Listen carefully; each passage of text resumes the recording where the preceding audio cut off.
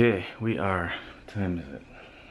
It is 12:47 in the afternoon. I've been here at Mitchell Fitness Solutions since 6 o'clock, grabbing myself a quick water.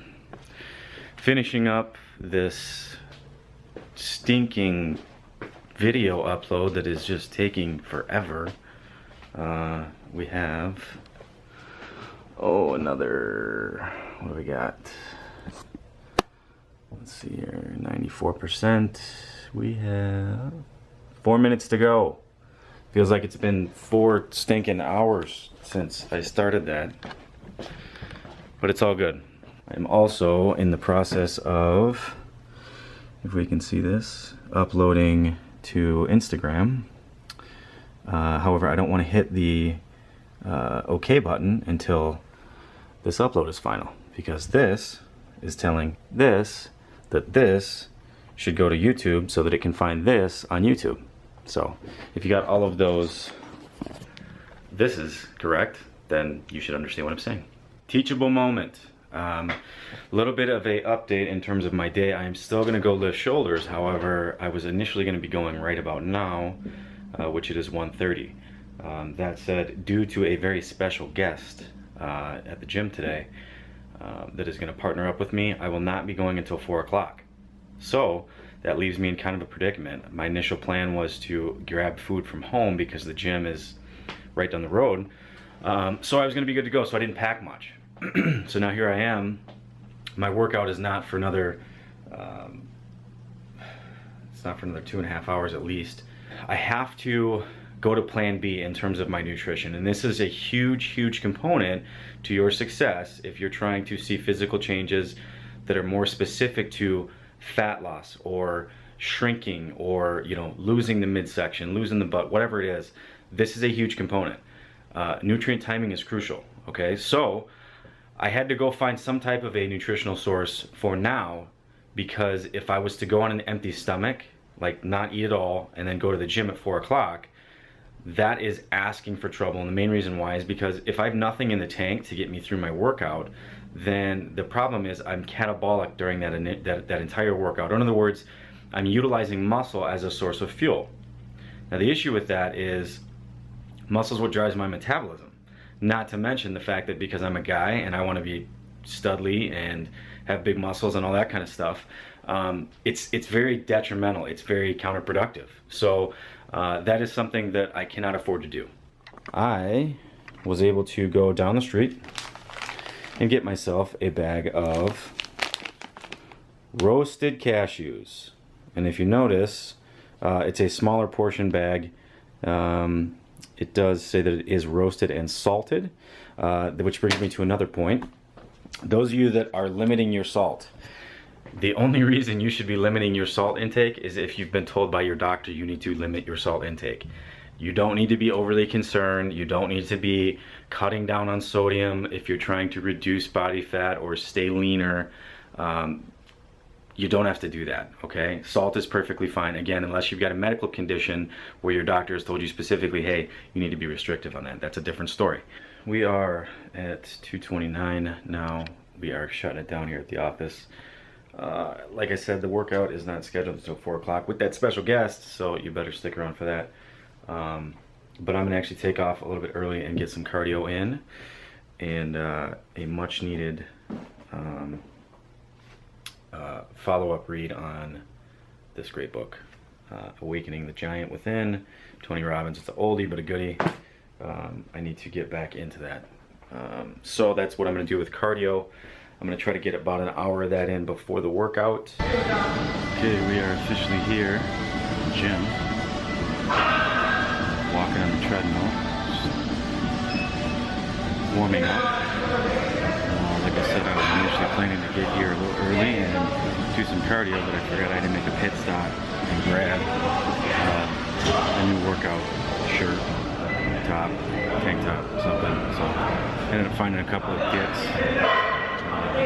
Wearing a Nike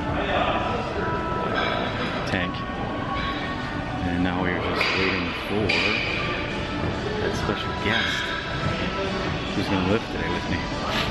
So we'll see when she gets here. Oops, said she. I mean, special guest. Oh, she has arrived.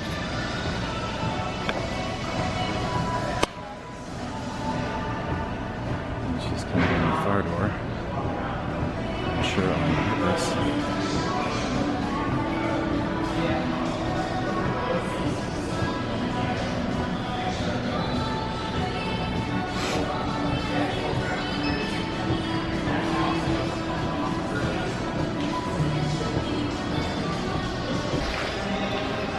So in the zone, she doesn't even come up and say hello. She just gets right into her warm-up.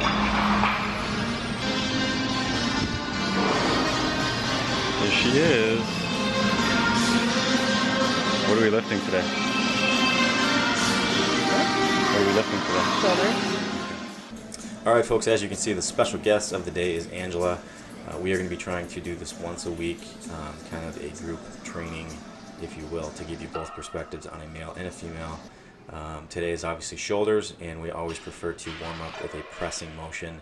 This is a safe way to ensure that we are warming up the entire shoulder complex. There are 3 heads to your shoulders, the anterior, medial, and posterior. So it is always safest to start with a pressing motion, as most of them incorporate all of those. So in terms of her form, she's keeping her hips back, shoulders are back. There is a slight arch in her low back, but her belly button is in tight. This is a great position to be in as far as for protecting the spine.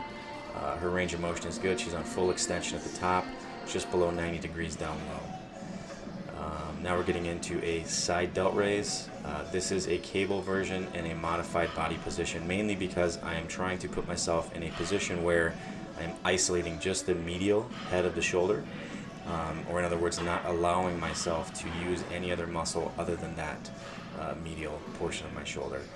The body position that I'm in just simply doesn't allow me to kind of cheat and swing or sway in any way, again, allowing me to kind of get away with using other muscles. In terms of hand positioning, if you note, her thumb is over the top. That is primarily to just ensure that she keeps a loose grip, so that she's actually using her shoulder to do the work and not her forearm, kind of taking over again, using other muscles outside of the one that she's trying to target. As you can see, genetically she's got a phenomenal back, and you can definitely tell exactly what she's working as she's going through this motion. In terms of what is coming next, if you look at the weight here, again with my shoulder operation, I am definitely staying light, especially on this muscle group. Just again, there's no need for risk of injury or putting myself back on the operating table. So we're staying light. So we're moving into an Arnold press. This is in fact one of the only presses I know of that does target all 3 heads of the delt, which is why we do it. We've gotten into a front delt raise. The big one here is, again, the grip position is definitely loose. My pressure's in my heels. Now we're getting into Angela. She's trying to pick some music here. And we are compounding this. So in other words, we are doing the Arnold press, and that is followed up right with the anterior or front delt raise. It's a good combo. It definitely leaves no question that you've taxed the muscles when you're done with that set. So, her range of motion is a little bit more extensive than mine, just because simply she gets more mobility out of her shoulder joints than I do. So in terms of her body position here, she's on a loose grip again, minimal movement out of her body, and just making sure that she is on full range of motion, controlling the weight on the way down, and making sure she's getting shoulder level at least.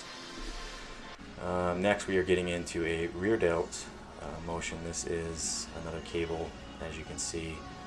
The big one here is really ensuring that we are squeezing the scapula or pinching the shoulder blades together.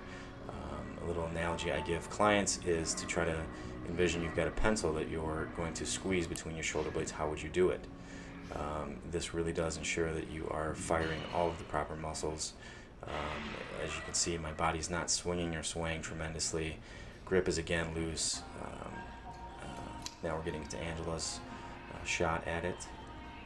She's obviously resetting the weight, and same thing as far as her technique. It's, you know, we're pretty uniform across the board, and again with her shoulders, there's no question what she's working as she goes through this motion.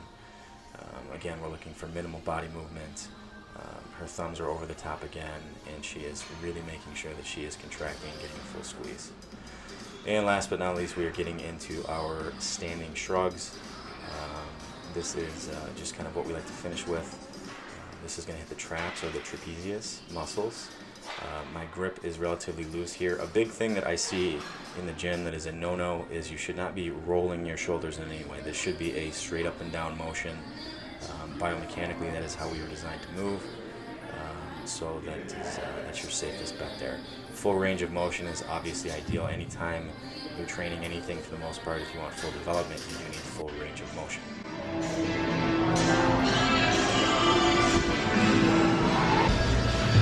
Okay, successful shoulder workout in the books.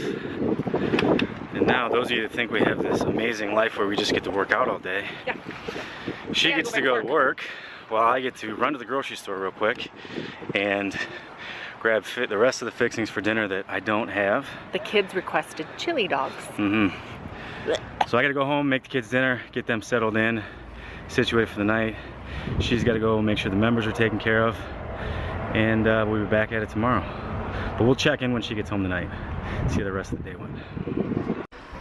All right, garage door just opened. I can hear it, which means she's home.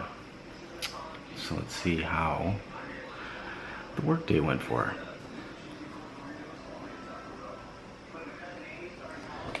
She obviously doesn't know that I'm filming this. She might be pissed. We'll see. Door's opening.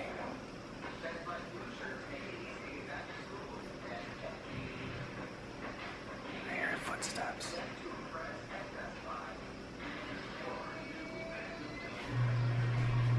Yeah, here she comes.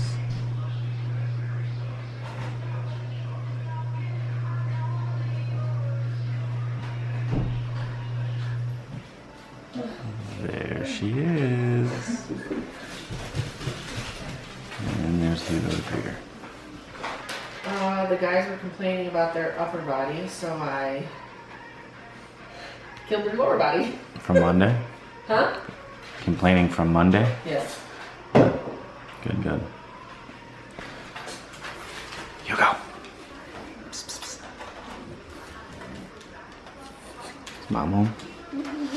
Is Mom home?